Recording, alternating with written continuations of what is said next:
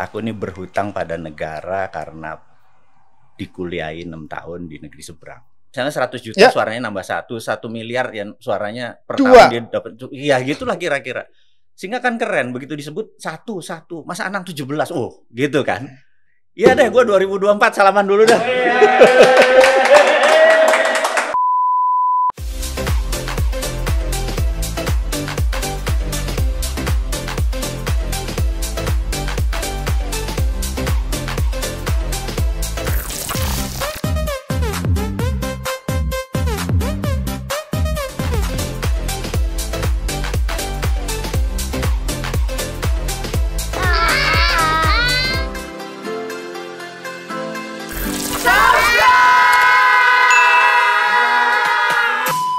Yap, teman-teman, akhirnya saya bisa mengundang orang top di Republik ini hari ini, Mas Mardigu. Nggak beneran, Mas. Ini aku mau ngomong jujur ya. Sa-omaku semua, sa-kantorku semua ngefans sama yang namanya Mardigu, Bosman. Saya sampai bilang, apa sih istimewanya seorang Mardigu ini? Apa? Gak ono, Mas. Soalnya anakku yang namanya Azriel. Izin aku tak copot ya. Ya udah, oh iya deh, cepat juga deh Mas. Iya. Mas, anakku Azriel itu Mas, ya. Setiap hari pasti dalam waktunya melihat YouTube-nya sampean. Aku bilang, iya apa sih? Saya jadi kepingin tahu, makanya aku bilang, aku bilang sama tim, undang Mardigu deh, aku mau ngomong. Aku mau diskusi sama dia, apa sih? Ngomong apa Mas? Lah ya. Aku ya gemeter undang Mas Anang.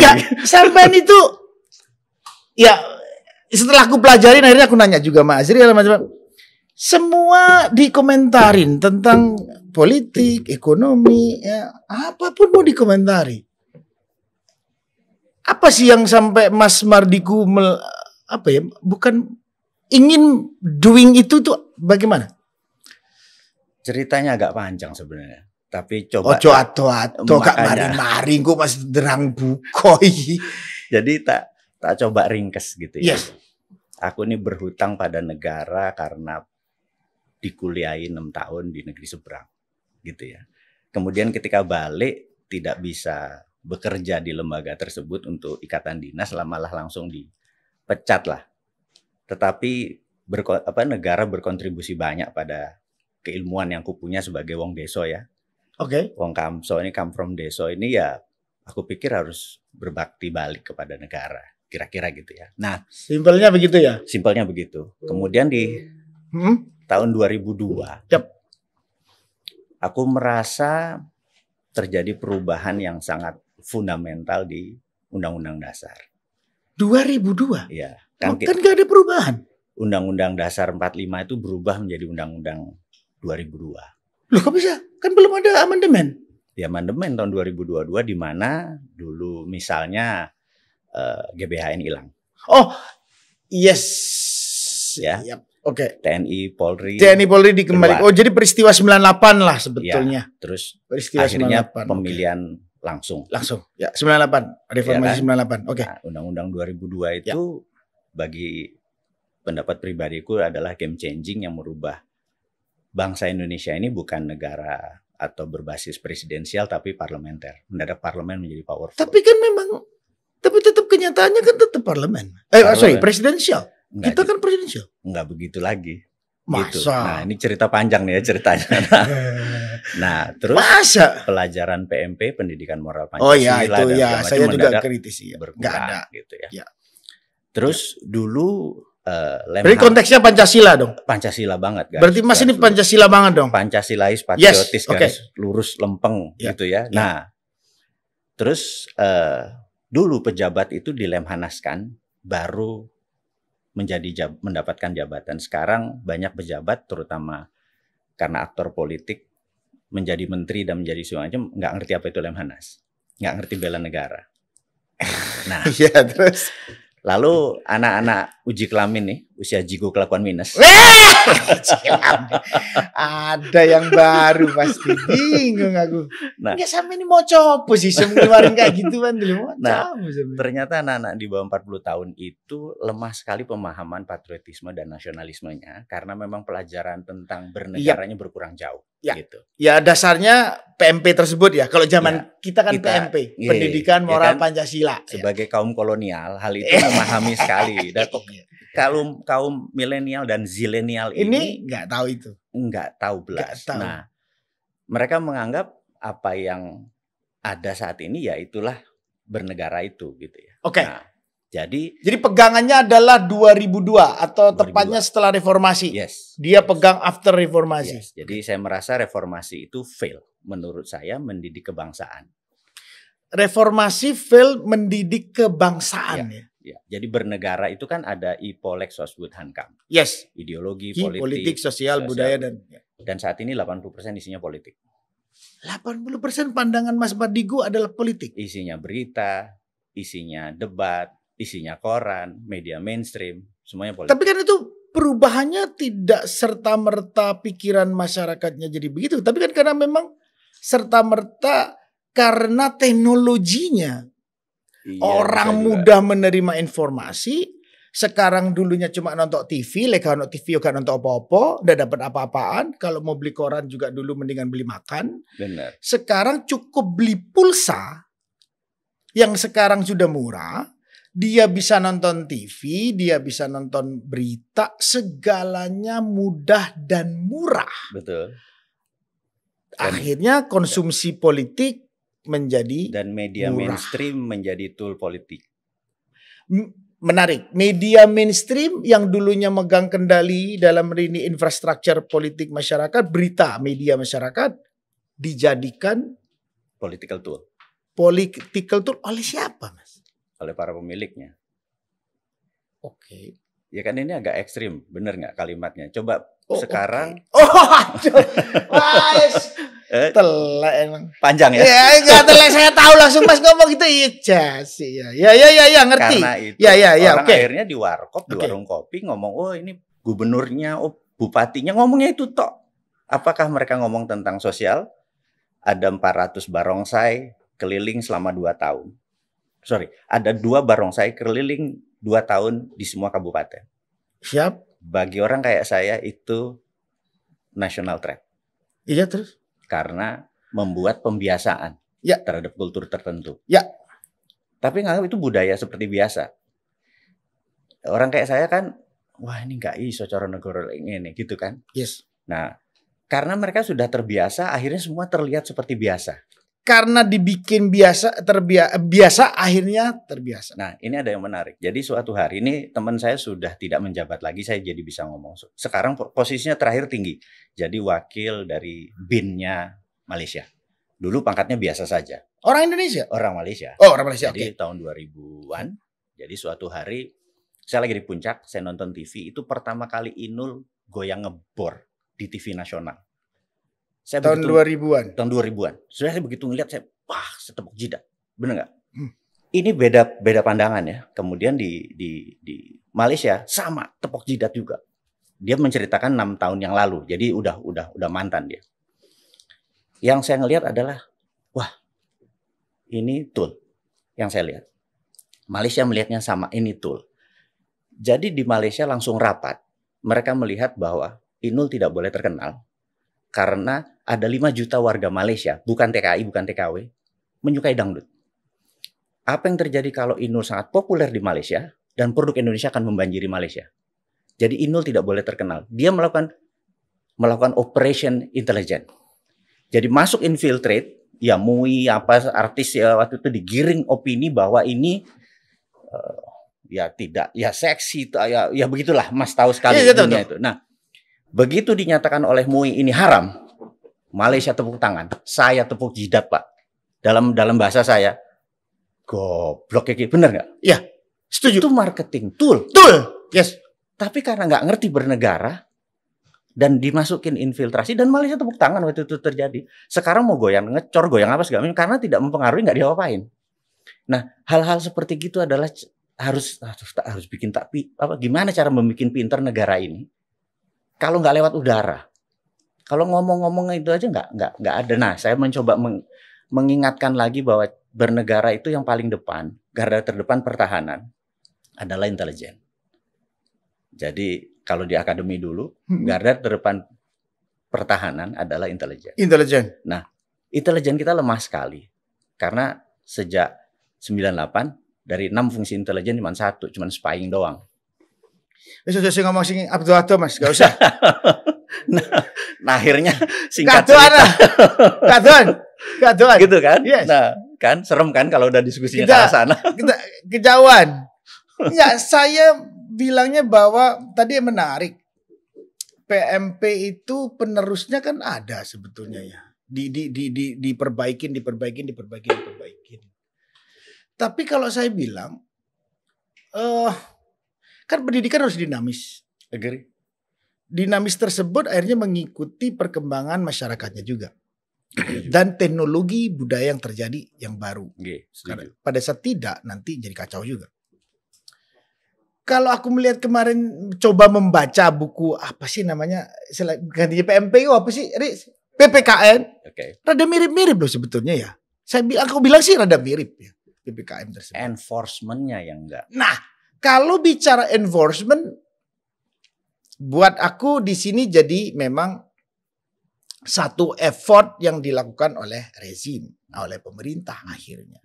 Tapi kalau kita bicara konteksnya, PMP-nya, bahwa PMP-nya sebetulnya berubah nama saja, isinya tetap ada. Betul. Inilah yang kemarin saya mencoba bilang bahwa saya juga orang yang sangat cinta dengan Pancasila. Hampir semua saya rujukannya adalah Pancasila menjadi pegangan karena itu ideologi negara.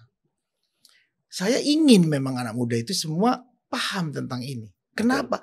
Itulah yang membedakan negara tetangga sama kita. Dan ada orang seluruh dunia kita demokrasi, benar. Tapi kalau just ngomong demokrasi, saya kurang suka. Ya, tapi Indonesia adalah demokrasi Pancasila. Ini nggak boleh dipisah. Betul.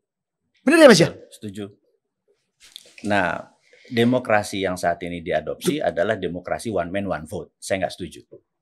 Maksudnya satu orang satu suara tuh saya tidak setuju. Yang saya setuju ada pembobotan. Namanya electoral vote. Jadi ada pembobotan. Kalau popular vote, one man one vote saya nggak setuju. Kenapa? Popular vote. Ya, kenapa? Seseorang yang membayar pajak katakanlah 1 miliar per tahun, suaranya 3 gitu. Jadi pada saat dia melakukan voting, Mas Anang 17 suaranya. Oh, dia membayar pajak. Jelas. Popular vote kalah dengan elektoral. Jadi ada pembobotan. Nah, ngukurnya gampang. Siapa yang store pajak aja. Nah, kalau kayak gini negara kita tidak bisa dipengaruhi oleh bayar-bayar tadi politiknya. Tapi kan yang menyetor pajak sama jumlah masyarakat yang layak vote, yang sudah umurnya memadai vote, dia sebagai warga negara memang berhak untuk vote karena itu memang di demokrasi. 1 aja nilainya. Kalau mau 15 ya store pajak banyak kan. Oh, jadi kalau setor pajak, jadi yang punya NPWP-nya terdata sekian, misalnya 100 juta ya. Suaranya nambah 1 miliar ya suaranya per 2 tahun dia dapat. Iya, gitulah kira-kira. Sehingga kan keren begitu disebut 1. Masa Anang 17. Oh, gitu kan. Dan yang 17 itu make a difference gitu. Itu namanya pembobotan. Apakah ini sampean terus menyatakan diri mau mencalonkan Presiden Republik Indonesia tahun 2024? Gak cocok Rego. Hah? Gak berani. 1 gak ada partai yang lu suka sampean tuh ngomong lu bulan Februari aku ingatnya pas baca gara-gara Azriel ngomong, "Pi, Mardiku mencalonkan diri presiden, aku pasti vote dia," kata dia. Saking ngefans-nya lu. Lu iya bener anak itu ngefans sumpah. Gak ada partai Kang Mas. Loh. Kan nanti dia akan berkembang 2024 kan belum ditentukan untuk bagaimana nanti. Ya. Terus kalau misalnya berubah bisa. Kan nanti Mas ngomong terus seperti ini tahu-tahu partai pada datang. Enggak Mas, jadi gini, niatku ini adalah ingin merubah bahwa old mind yang dulu cara bernegara dengan cara old mind akan diubah dengan cara new mind. Paham Mas, kalau sampean gak jadi presiden gak iso. Ngini terus sampai jang bangkotan yang ini terus podcastan terus saya kamari-mari. Rasanya. Tahun 2024 itu yang saya sebut digital political. Digital political, menarik. Jadi yang unggul di digital dia make a difference, pembeda. Itu sebuah pembeda. pembeda. Nah, jadi 3 tahun ini, ya, yang masuk gorong-gorong akan kalah dengan yang pasti masuk ke podcast. Pasti, gitu ya. Pasti. Setuju. Karena mereka mengukur yang. Nah, saya pikir adalah saya seorang ideolog. Saya hobinya baca. Jadi 1 bulan 1 buku. Mas Mardigu kenapa kayak begini, teman-teman? 1 bulan 1 buku. Masalah Republik ini, waktu aku masuk di parlemen, masalah Republik ini adalah literasi. Masyarakat paling malas kongkon moco buku. Setuju. Nah, Mas Mardigu begini 1 bulan 1 buku. 1 bulan 1 buku. Jadi misalnya ada buku menarik. Judulnya The Winners Takes All, gitu ya. Yes. Pemenang mengambil semua. Mengambil semuanya. Buku ini menarik. Buku ini menceritakan bahwa kalau saya mentransfer uang ke Mas Anang, katakanlah $1.000. Iya. Kita datang ke Bank Mandiri, kita teken, masuk $1.000. Bank Mandiri akan clerknya atau kasirnya akan memasukkan kode, kemudian ke New York. New York akan ngirim ke Basel. Basel tuh kota kecil di Switzerland. Ya. Basel oke, New York oke, Mandiri oke, uangnya masuk dipotong sekian. Mandiri dapat sekian, New York dapat sekian, Basel dapat sekian. Basel itu milik sebuah keluarga. Dia the winner takes all. Semakin kaya kita berdua, selama menggunakan dolar, dia make money. Dia the winner takes all, gitu ya. Si Basel itu. Nah, contoh lagi, kita berjualan, buku berjualan, kaos berjualan. Wah, menggunakan platform IG. Menggunakan platform. Semakin kita kaya ya FB semakin kaya, ya, IG semakin kaya. Ya YouTube ya podo ae oke. Dia the winners takes all, gitu ya. Nah, ada banyak lagi. Misalnya di tahun 1850-an sebuah keluarga mengumpulkan batuan. Kemudian 20 tahun kemudian dia mengklaim bahwa diamond adalah lambang cinta, diamond adalah forever dan lain sebagainya. 150 tahun kemudian berlian ini paling mahal dan mengontrol dunia. Karena dia memiliki 60% cadangan berlian dunia. Keluarga itu namanya Oppenheimer, De Beers dan lain sebagainya. The winners takes all. Pertanyaannya, kata si mereka yang pengarang buku ini sudah ada semua. Apakah kejahatan berkurang? Apakah peperangan berkurang? Apakah kesehatan membaik? Apakah kaya miskin makin mendekat? Ternyata tidak. Nah, berarti the system doesn't work. Kenapa lo masih nggak mau ganti? Itu yang disebut old mind. Nah, kita harus punya new mind. Nah, ini new mind ini, idenya ini mau kita ajarin dulu ke masyarakat selama 2 tahun ke depan. Jadi contohnya misalnya, saya pro printing money. Sementara pejabat yang berkuasa sekarang yang sering mendapat hadiah award dari negara pengutang tersebut menyatakan, ini contoh ini. Gak sebut jenenge. Gak seru, Cak. Jadi dia mengatakan printing money akan menyebabkan inflasi. Yes. Saya bilang, waktu diurai, apa itu inflasi? Inflasi adalah selama jumlah uang beredar sama dengan produksi, maka tidak ada inflasi. Selama jumlah uang beredar sama dengan jumlah produksi, maka tidak ada inflasi. Inflasi terjadi kalau uang beredar lebih banyak dari produksi. Jadi kalau uang tadi di-print untuk sektor produksi, maka harusnya tidak ada inflasi. Tidak ada. Karena itu Jerman negara kalah perang. 1918 Jerman rata tanah loh. Tapi 1933 Jerman naklukin Eropa. Hanya 15 tahun. Apakah kira-kira dari surplus doang dia dagang? Orang negara kalah perang kok. Kalau dia nggak printing money, dia nggak bisa cetak itu mesin perang. Oke, terus maksudnya Mas jadi presiden itu apa dong? Oh, presiden mana? Ya aku tanya lagi, itu penjelasan tadi itu enggak. Orang Jember males dengernya itu. Intinya adalah itu.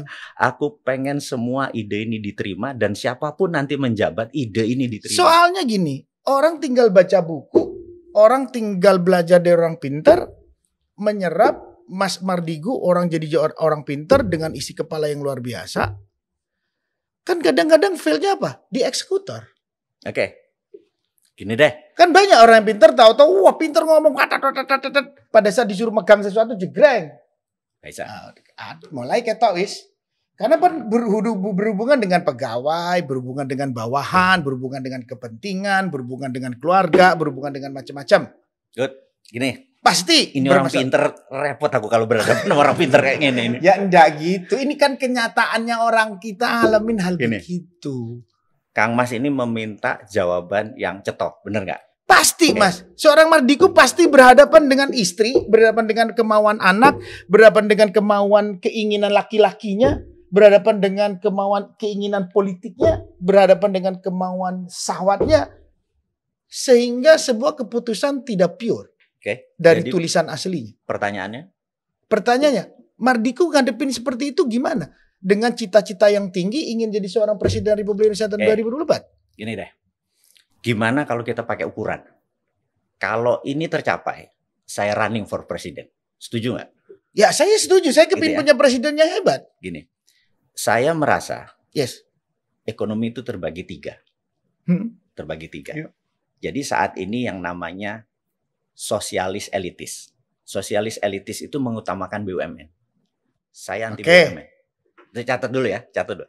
Saya anti BUMN yang di bawah kementerian. Loh kenapa? Kalau Temasek atau Kasanah itu bukan kementerian, dia BUMN. Ya terus. Mbak, kenapa pemerintah mau turun ke dalam ranah sektor privat? Ya. Kok nggak boleh? Kenapa? Jadi gini, negara adalah regulator. Ngerti? Regulator oke. BUMN adalah operator. Betul. Jangan digabung. Nggak fair sama UKM. Nggak fair sama UKM. UKM nggak akan pernah bisa besar. Ya, sekarang mungkin BUMN ini ada untuk turun kan, nggak mungkin ngelibas UKM, pasti ngelibas yang gede-gede iki kan. Sing 800 itu jadi 50. Yang 800 BUMN kakean, semua disikat tumpek parkir punya ya. Makanya BUMN yang 800, sementara UMKM itu ada 67 juta UKM. Dan nggak bisa tumbuh dengan baik kan? Betul. Saya setuju itu. 8% sampai sekitar 15 juta baru masuk ke dalam TI. Nggak, pertanyaannya bahwa konteksnya Mas Mardigu diskusi tentang BUMN sebagai regulator. Nggak boleh masuk ke private sector. Yes. Itu karena saya heavy on private. Saya bukan heavy on government. Terus? Iya, Mas kan sosial berarti. Private sector. Mas kepingin sosial. Nah, itu naik. Orang luar di luar pemerintah naik. Karena itu 7 presiden itu heavy on government. Heavy on government. Tahu. Kalau kita jadi presiden itu heavy on private. Iya. Apa-apa swasta. Memang ke sana kan? Arahnya. Memang ke situ kan. Memang Pak Jokowi aku lihat setiap statementnya selalu mendorong. Berani nutup perusahaan-perusahaan BUMN seperti KAI segala macam. Yang rusak-rusak maksudnya? Iya. Itu KAI yang rusak atau orang yang rusak? Rasanya dua-duanya. Loh, gak mungkin Mas. Infrastruktur. Nanti kita sampai sana ya. Nanti. Ya. Lu nggak? Aku cuman menggelitik. Saya hanya ingin diskusi dengan Mas, mempertanyakan itu karena Mas ngomong itu. Saya cuman ingin memberikan dasar pikirannya. Pertanyaan saya adalah, kenapa negara turun ke private sector untuk sekarang menemani swasta, memberikan, mungkin kan pemerintah juga orang juga, pemerintah itu mungkin source juga bagus juga, yang sekarang mau berkompetisi tujuannya maybe bahwa dia memberikan pikiran-pikiran baru dalam private sector Indonesia. Good. Tujuannya Understand. Supaya toh private sector duit toh government punya duit rakyat, toh dikembalikan kepada rakyat. Total aset BUMN. Kira-kira 4.000 triliun. Ya. Jika itu dikelola swasta, dividennya 4 kali lipat. Kok bisa? Terus kenapa pemerintah nggak bisa? Loh enggak, pemerintah nggak bisa. Kalau itu diambil hanya untuk mendanai pemerintah dengan macam-macam biayanya mungkin. Tapi kalau secara terlek untuk menghasilkan itu kan kita punya orang pintar kayak menterinya hari ini Erick Thohir pintar. Dia akan memilih orang-orang kayak sekarang jadi dari menteri yang awalnya bukan ngurusin kesehatan jadi ngurusin kesehatan. Mas Budi itu pintar. Setuju. Kan pintar-pintar semua terus. Kalau pinternya saya setuju. Terus? Cuman karena ini dikelolanya oleh sesuatu yang 5 tahunan. Karena ada unsur politikal tersebut.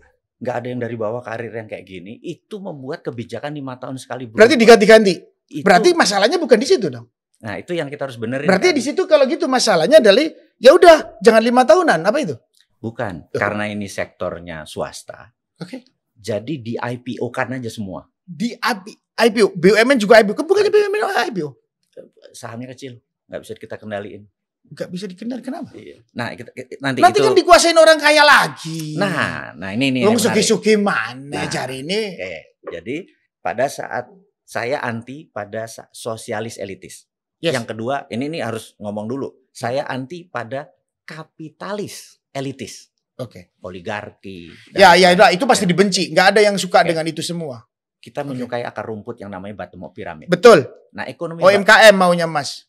Nah, saya mencoba berkontribusi. Mas ingin berkontribusi kepada UMKM. Kita membuat perusahaan pertama equity crowdfunding di Indonesia yang namanya Santara. Ya, saya nggak tahu. Publik kalau mau IPO, itu lari ke bursa efek. Ya. Tapi kalau UKM kapan bisa ke bursa efek Indonesia? Iya betul. Nah, Mas sudah jadi Santara, dan Santara adalah the biggest equity crowdfunding di Indonesia. Nah, baru ngerti aku pas ngomong itu, baru tahu. Ngerti aku. Jadi, aku pernah baca. Kalau kita bisa, saat ini baru 250.000 investor baru. Itu investor. Receh ya? Investor receh. Ya. Itu investor. Tapi UMKM yang sudah tergrab masuk. Dari 60 juta UMKM. Baru 6.000. Loh kok bisa Mas? 0,01%. Masih kecil. Nah itulah. Kok bisa? Seorang Mardigu lebih top dari Santaranya dong? Saat ini kita berusaha membangun sekali lagi karena kalau Santara ini adalah sinterklas, malaikat hari ini. Keniatannya baik. Orang yang juga meragukan Mardigu dengan pikirannya dan kebaikannya tadi, penjelasan buku yang dibaca itu sudah A sampai Z. Masih takut juga. Ada apa Mas dengan Santara tersebut? Santara adalah tidak punya referensinya di dunia ini. Santara tidak ada referensi, berarti hanya satu-satunya model bisnis kayak Santara. Dan OJK gemeteran Pak. Dari 2018 OJK gemeteran. Orang OJK sampean gemeteran bener ya? Mardigu loh yang ngomong loh, bukan saya loh. Sekarang kita darlingnya OJK. Oh gitu. Gara-gara Mas bikin Santara. Akhirnya pertama kan ditolak dulu. Karena melanggar undang-undang bursa. Lalu kok bisa melanggar undang-undang bursa sama OJK? Kan polisi ini OJK iki. Urusan ngene-ngene ini OJK lah. Kan disemprit OJK kan, kasih kartu merah. Tapi akhirnya jadi konco. Nah, saya bilang, nah ini kita merapat terus, kita diskusi, lama-lama kan ngelundas juga kan. OJK nih. Kan kita kesuwen Mas. Kita mau nolong, tapi OJK bilang, orang aku nolong aja kok ruwet ya. Nah OJK bilang, boleh nggak kalau di negara modern, negara maju, biasanya ada namanya regulatory sandbox. Jadi sesuatu diikuti dulu aja, nanti baru aturannya dibuat. Dia bilang nggak bisa. Di Indonesia ini harus ada aturan dulu baru dijalankan. Saya bilang, di agama saya yang Islam ini semuanya halal kecuali yang Allah haramkan. Sampean ini OJK semuanya haram kecuali yang dihalalkan oleh OJK. Lo lebih hebat dari Tuhan gua, saya bilang gitu. Pusing Pak OJK-nya. Ya pasti gitu. Mas. Nah, ya pasti digono-gono OJK ya. Nah, singkat cerita ya akhirnya kita melakukan. Tapi kan dia based on undang-undang. Nah, makanya kan kalau undang-undang yang nggak ada pakai regulatory sandbox kan, supaya jalan. Ini Indonesia tuh, nah singkat cerita baru dapat izin 9 bulan yang lalu. Oh jadi Santara hari ini adalah crowdfunding paling besar untuk UMKM? Karena izinnya baru 9 bulan. Baru 9 bulan? Jalannya udah 3 tahun. Nah, jalan 3 tahun? Kita mulai, tapi dapat 6.000 UMKM. UKM baru UMKM. 270 ribuan investor receh. Jadi, nah kita harapkan berapa triliun Mas? Rata-rata 10 juta, jadi baru 2,7 triliun. Baru 2,7 triliun? Masih nggak ada apa-apanya dengan 60 juta UKM tadi. Nah, nggak usah ngomong itu dulu Mas. Itu duit ya? Bukan godong kan ya? 2,7 T. Ya. Sampean kumpulkan dalam waktu 9 bulan, karena 9 bulan Mas baru diizinkan. 3 tahun ngumpulinnya, tapi kita nggak gerak. Mas belum dapat izin OJK sudah bisa ngumpulin duit. Karena crowd menggunakan nama Bosman rupanya efektif juga. Lah emang kan aku bilang. Tapi kita nggak berani apa-apa. Kan berarti melanggar OJK dalam sebelum 9 bulan kemarin. Ada 2,1 bulan Mas melanggar dong. Teorinya melanggar. Oke. Tapi karena tidak ada aturan, sebenarnya nggak melanggar juga. Bener nggak? Iya aneh Gi. Dibilang melanggar, kalau nggak ada aturan ya nggak melanggar dong. Iya makanya. Tapi OJK, kehebatan OJK ini, dia fast learner. Dia cepat pembelajarnya. Saya bilang referensinya mana? Saya bilang di Cina tuh ada 2 bursa. Satu Shanghai Stock Exchange, itu bursa efek Indonesia. Sama Shenzhen Stock Exchange, itu bursa efek UKM. 200.000 UKM-nya, dia besar-besar, dari kecil sampai besar. Terus itu adalah Liga 2, Liga 1-nya ke Shanghai gitu ya. Referensi itu dapat AHA-nya. Karena sekali lagi, China ini, Tiongkok ini mempunyai aturan berbeda dengan aturan Western. Benar nggak? Mereka punya aturan sendiri. Memang musuh lek aturannya podo ya kayak gebukan Mas. Iya, makanya. Nah, jadi kita bilang yang melakukan game changing ini mereka. Kita follow bukan Ya kita follow ala Ya, Indonesia. pokoknya kita itu kalau orang Amerika, orang Eropa, orang China gawe iku apik. Lek wong Indonesia dhewe gawe, wah wis elek pokoknya wis. Ojo digawe lah wis pokoknya. Aku ini menganalisa soalnya beberapa hal ya, contoh ya. Genus apik susah coba. Vaksin Coba Nusantara. andaikan Genus itu semua sekarang gawe di mall game nusa Indonesia.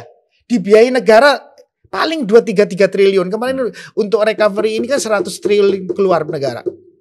Kenapa nggak Genus? Nyumbang Genus, akhirnya PCR dan macam-macam, masyarakat terbantu, semua akan gampang tahu bahwa gua masuk rumah aman gara-gara gua di Genus. Betul. Karena Genus disetujui 9,6 kata WHO. Akhirnya Satgas ngomong, semua harus ikut WHO.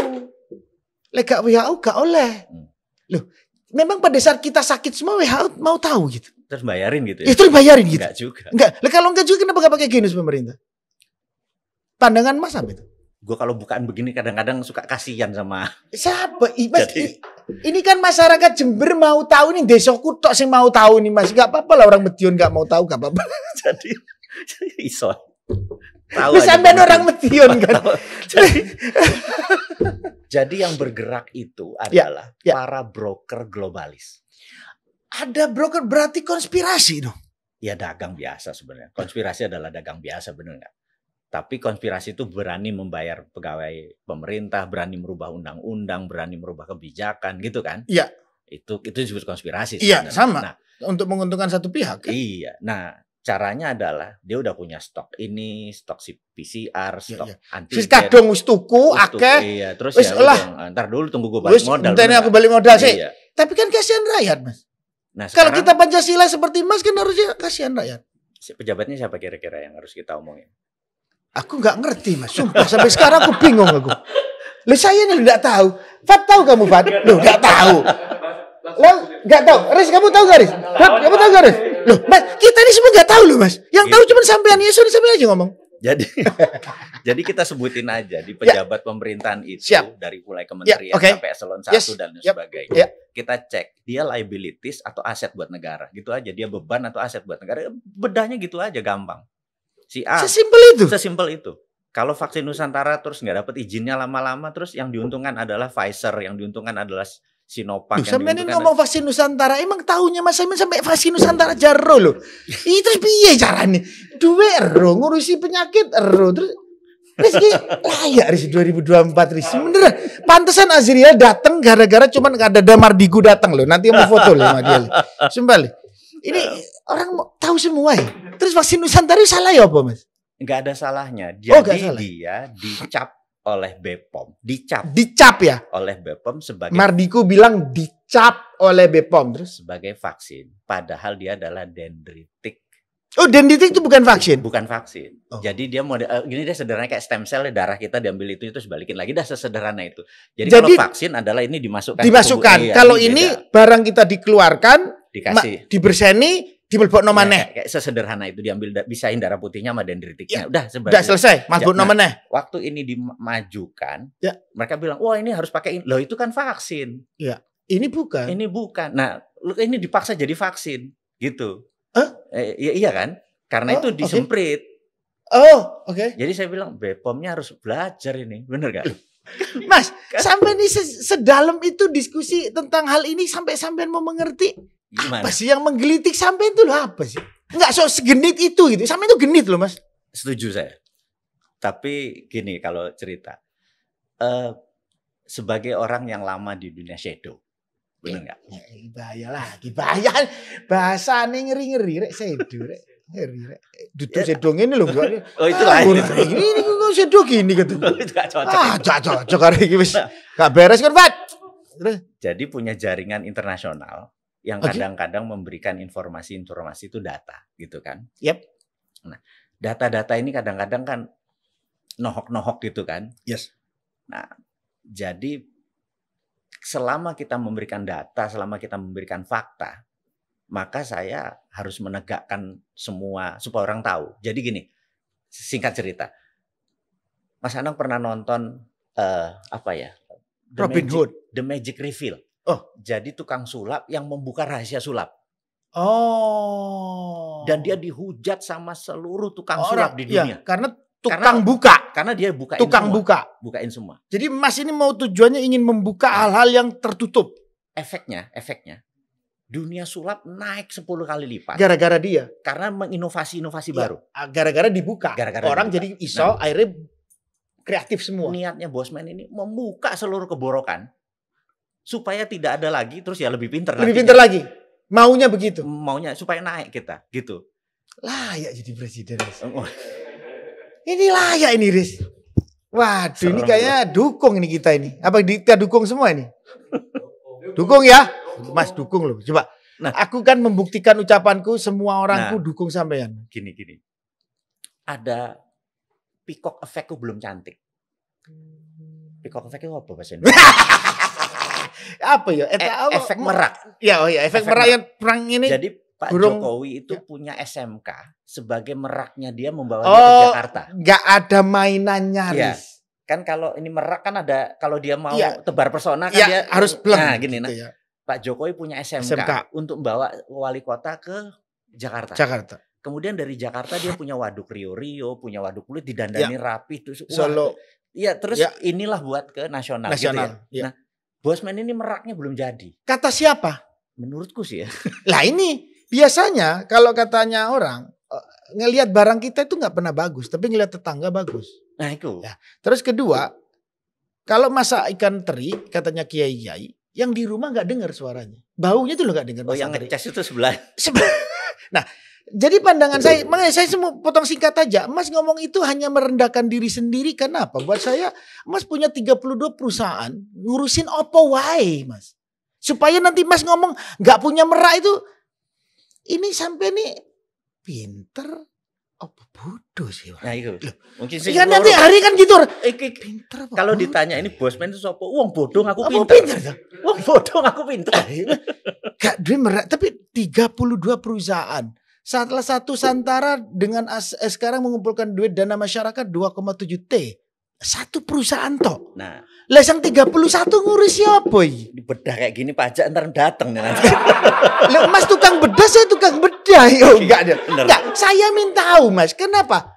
Mas yang menarik dari perjalanan seorang Mardigu muncul ke ranah infotainment dan muncul di ranah podcast dan dunia entertainment, akhirnya masuk di entertainment Indonesia. Setiap aku melihat pembicaraan sampean, ini bukan kaleng-kaleng orang ini. Ini ada hidden agenda dari semua strategi dia, politik dia melakukan tindakan ini. Aku berpikir bahwa ini orang pinter ngomong ini ada aku disekak nih sekarang. Hidden agenda. Enggak, hidden agenda menarik, sampean pun lugas bicara bahwa saya mencalonkan presiden 2024. Buat aku sampean gentleman. Ada orang yang gak berani ngomong. Aku senang dengan seorang Giring ngomong aku mau jadi presiden. Berani dia, good.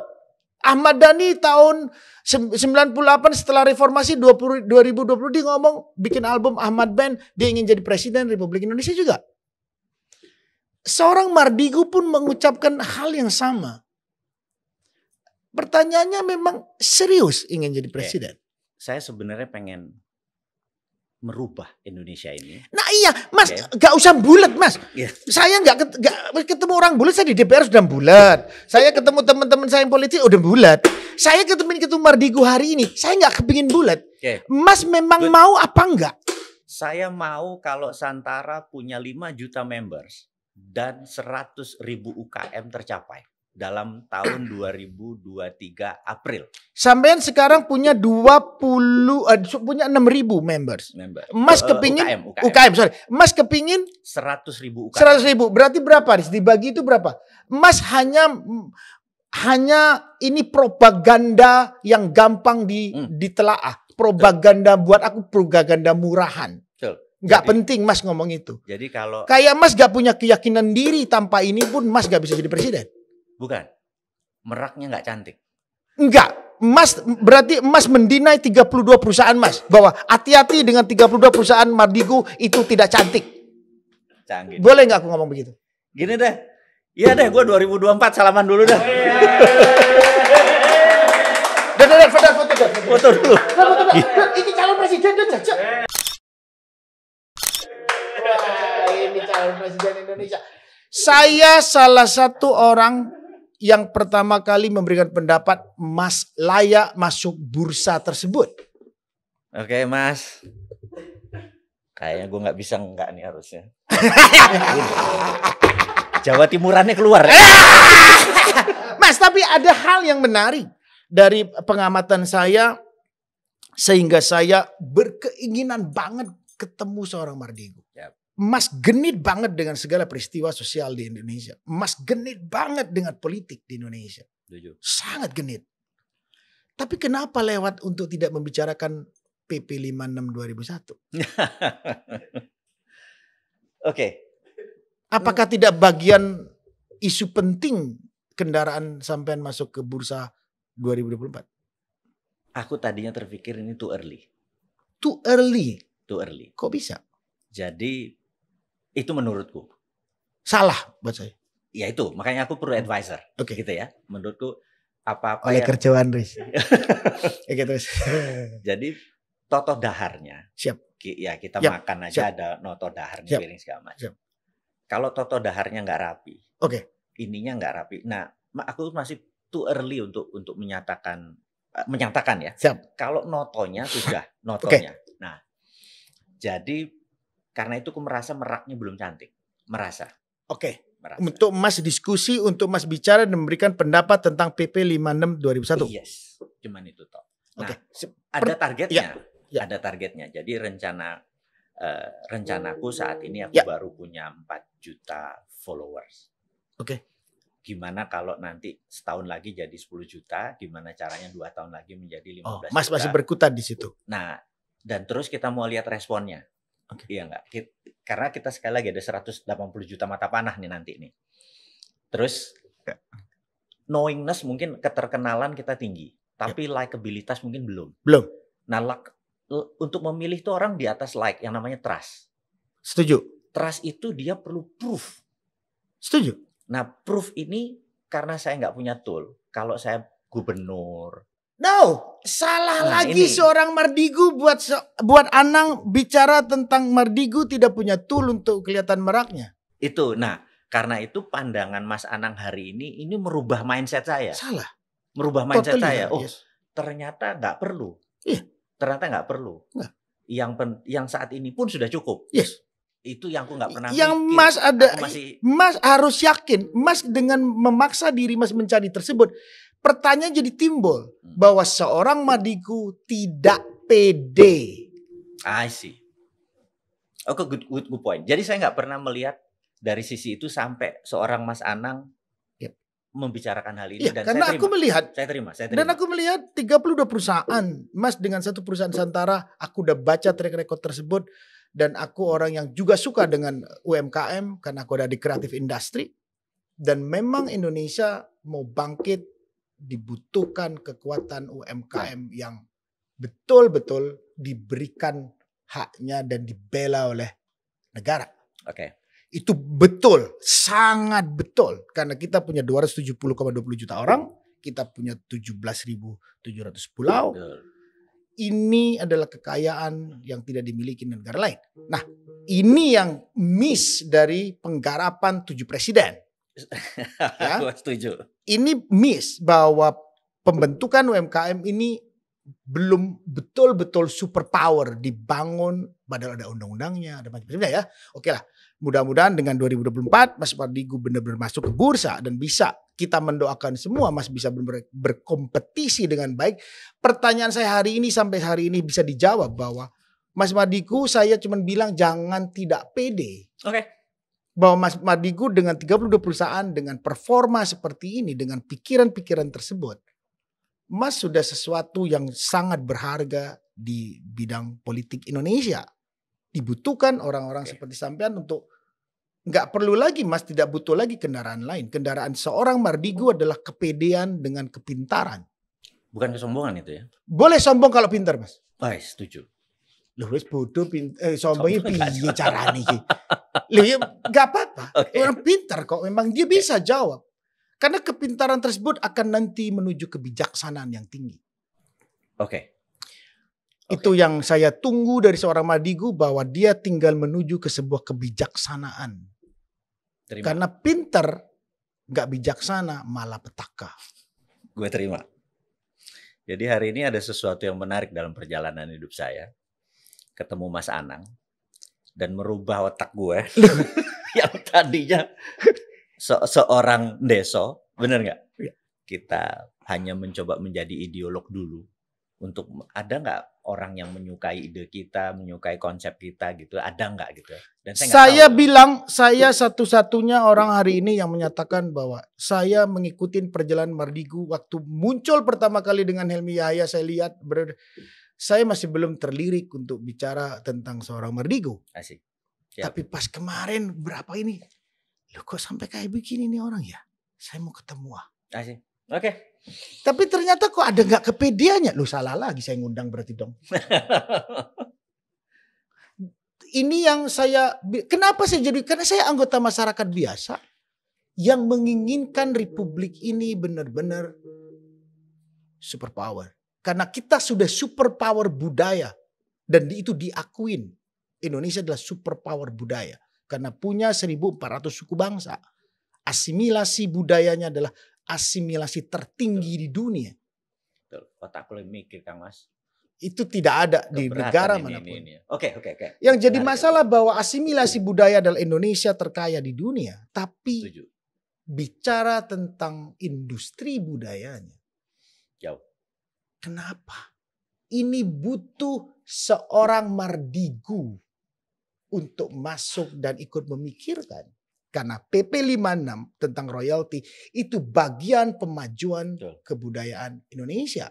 Seniman yang ngarang lagu, lagunya dipakai orang cari duit, yang make dapat duit, penciptanya ngaplo loro yosu uripe teko sumbangan. Loh, seniman ini sogeh kabeh, Mas. Harusnya. Kalau dikasih, ini haknya, bukan dikasih-kasih ya. Seniman Indonesia dari guru saya dari dulu bicara, mau Iwan Fals, kayak mau Hari Rusli almarhum, seniman bukan peminta-minta. Dan itu dibuktikan. Harus dilindungi oleh undang-undang. Sudah ada dong 28 tentang hak cipta. Lahirlah PP 56. Tapi masih bingung masyarakat menerima.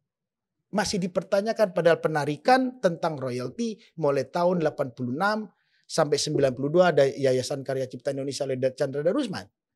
Itu mafhum. Oke. Tapi ada sebuah perusahaan multinasional kemarin. Loh, pakai lagu harus bayar ya. Aku langsung tepok jidat. Dedar. Wow. Baru tahu dia. Kok bisa ya? Lah terus seniman sing ini terus dianggap apa mulai kemarin? Ya harus tangan besi kalau kayak gini. Nah. Saya sebagai rakyat biasa terus terang dengan bertemu dengan pemikir seorang Mas Mardigu. Dan sudah memberikan keberanian menjadi masyarakat yang unggul untuk menyatakan diri masuk dalam kancah politik 2024. Berani gua. Saya orang yang siap mendukung. Siap. Teman-teman saya pasti mau mendukung. Ini harus tangan besi Kang Mas. Kalau urusan yang urusan itu tangan besi. Saya berharap ingin sekali ada pertemuan kedua dengan Mas Mardigu setelah Mas Mardigu benar mau bicara tentang hal tersebut karena aku butuh supporting sebagai aku anggota masyarakat biasa dan aku seorang seniman. Karena ciptaanku kadang-kadang di setel di pulau sana, yang pulau sana dapat duit gara-gara lagu saya, tapi saya di sini ngaplu nggak tahu apa-apaan. Saya nggak apa-apa, saya punya bisnis. Saya punya Lumiere, saya punya apapun, nggak apa-apa. Tapi yang lain? Yang lain perspiye nasibnya. Nah ini mudah-mudahan nanti ada pertemuan lanjutan. Saya terus terang, hari ini saya happy luar biasa bahwa saya bertemu dengan seorang Mardigu yang persis dengan apa yang saya bayangkan. Bahwa Mardigu memang layak untuk masuk ke bursa presiden 2024. Saya ada satu yang mau titip lewat Mas Anang. Siap. Saya nggak pernah nyangka Mas Anang melihat satu sisi yang saya nggak pernah lihat. Okay. Jadi pertemuan hari ini di bulan Ramadan bagi saya berkah banget nih. Amin. Jadi Mas Anang melihat bahwa kalau seorang bosman nggak berani declare, itu penakut. Iya. Dan konsep lu bullshit. Pasti. Iya kan? 32 perusahaan itu berarti itu semua nggak jelas. Nggak jelas gitu ya. Ya. Nah, saat ini jangan cuma ngomong tok. Yes. Lo maju dong. Karena ilmu itu mungkin bisa diterima orang, tapi Betul. orang belum tentu bisa meraktekin seperti pemahaman lo. Betul. Gitu kan? Betul. Lah, jadi di sini Mas Anang membangkitkan satu sisi manusia Jawa Timur. Siap. Yang bonek ini, bondo nekat ini. Sama Mas, di Jakarta bondo nekat. Nah, dulu saya merasa bondonya harus banyak, bener? Yes. Gitu ya? Ya. Mas Anang mengingatkan saya, lo nekat aja. Yes. Kalah pun lo pejuang, bener nggak? Betul. Kan kalah pun lo pejuang. Pejuang, Mas. Gitu. Orang berjuang di jalan yang benar. Itu apa katanya Allah, katanya Mas. Itu yang gue bilang, kok gue jadi yang tercerahkan ini ceritanya. Gitu. Gue kaget tadi. Cuma dalam hati gue sampai diem. Gitu. Bentar lagi sujud syukur. Mendapat sudut baru dari seorang Mas Anang gitu ya. Terus tadi mengenai PP 56, gue pikir harus tangan besi. Siap. Karena mereka berani. Karena tidak ada punishment atau tidak ada Siap. ya gitulah gitu. Tidak harus dihukum, tidak harus diborgol. Betul. Gitu kan. Betul. Setuju. Ada penyadaran yang dari sisi mereka. Setuju. Saya punya 15 buku. Buku saya sering di copy. Saya nggak pernah jual di Tokopedia, Bukalapak atau segala macam. Tapi toto buku kita ada di sana. Berarti seseorang ini ngopi dan menjual. Ya. Mereka dapat faedah. Ya. Tetapi saya merasa, oke, saya nggak hidup dari situ. Yang penting idenya diambil. Gitu ya, diambil. Tapi apa yang terjadi seperti tadi? Ada banyak penulis, ada yang banyak pengarang yang hidupnya dari situ. Kasian mendadak karena sebuah sistem. Ya. Dia nggak dapat apa-apa. Karena dia kan nggak bisa jualan kadang-kadang ya. Nah, ini yang mengambil terbanyak. Nah, saya pikir perlu tangan besi. Saya tahu sekali karena tahu sekali rasanya. Iya. Jadi saya kan seluruh keuntungan buku atau karya saya adalah untuk Rumah Yatim Indonesia. Siap. Jadi 25 tahun yang lalu saya membangun Rumah Yatim Indonesia ini nggak mudah. Ada 6.000 anak yatim itu nggak mudah. Jadi kalau lihat Rumah Yatim itu saya pendirinya, saya pembinanya tahun 86 gitu saya bangun. Dan lebih banyak kita bergerak ke sana tadinya. Ini untuk masalah sosial gitu ya. Siap. Karena masalah sosial seluruh keuntungan untuk rumah yatim nggak berani dikopi. Nah, ya, sekali lagi, jadi terima kasih udah diundang podcast. Terima kasih. Saya loh berterima kasih. Saya yang terus mau minta maaf karena waktunya sebetulnya jam 4, Mas mau datang jam 3. Buat saya seorang Mardigu mau. Saya hanya punya penilaian tersendiri terhadap kejadian tadi itu. Saya punya penilaian tersendiri yang sangat melekat dalam diri saya. Karena saya tahu Mas Mardigu itu di mana dalam satu bidang. Tapi penghargaan terhadap orang emas itu sangat tinggi. Jadi itu yang saya terus terang tadi bicara based on apa yang ada dalam pikiran saya. Artinya bahwa biarkan Allah yang menyetir pikiran saya untuk diskusi dengan seorang Mardigu. Langitan banget ini susah ini. Jadi itu tadi yang saya pakai dari tulisan apa yang sudah saya di skrip yang diberikan oleh teman-teman tadi. Saya tidak pakai semua. Saya meminta ya Allah tunjukkan saya bicara dengan orang yang baik ini. Amin. Akhirnya Allah memberikan pencerahan, yaitu tadi saya hanya meneruskan yang ada di pikiran saya. Jadi terus terang Ramadan ini saya sangat bersyukur juga saya bertemu dengan seorang Mardigu, calon presiden 2024. Apapun usahanya Mas, saya hanya ikut mendoakan karena itu adalah usaha baik. Amin. Kalah nggak kalah hanya Allah yang tahu. Amin. Saya selalu punya keyakinan terbesar itu, tak ada pegangan lain. Makanya kadang orang, wah kamu harus punya teori ini. Apa katanya Allah? Kalau Allah sudah kun fayakun. Jadi. Silakan ilmumu keluarkan manusia, kata Allah. Tidak akan menang dengan ketentuanku. Siap. Itu yang aku diajarin di pesantren. Nah, harapanku seorang Mardigu dengan segala ilmu yang ada di dalam pikirannya. Saya hanya ingin menggugah bahwa Mas butuh tadi cuma 0,001 keputusan ilahi. Amin. Iya benar sih. Mas yakin itu insya Allah Allah berikan. Karena sudah Mas yakin dengan apa yang dijalankan hari ini adalah ini sesuai perintahmu ya Allah. Selesai. Jadi terima kasih Mas Mardigu mau mampir. Terus terang saya ada minta maafnya karena perubahan jadwalnya. Dan Mas masih tetap mau datang. Dan saya terus terang bangga luar biasa. Merasa terhormat. Jadi terima kasih. Saya berharap ada pertemuan kedua dengan Mas Mardigu untuk bicara yang lebih lain. Jadi guys, sudah ada Mas Mardigu. Aku mau bilang ketemu lagi dengan Mas Mardigu. Mudah-mudahan kita bisa bikin duo yang kedua. Amin. Jadi Mas Mardigu terima kasih. Luar biasa. Salaman lagi aja. Thank you. Terima kasih.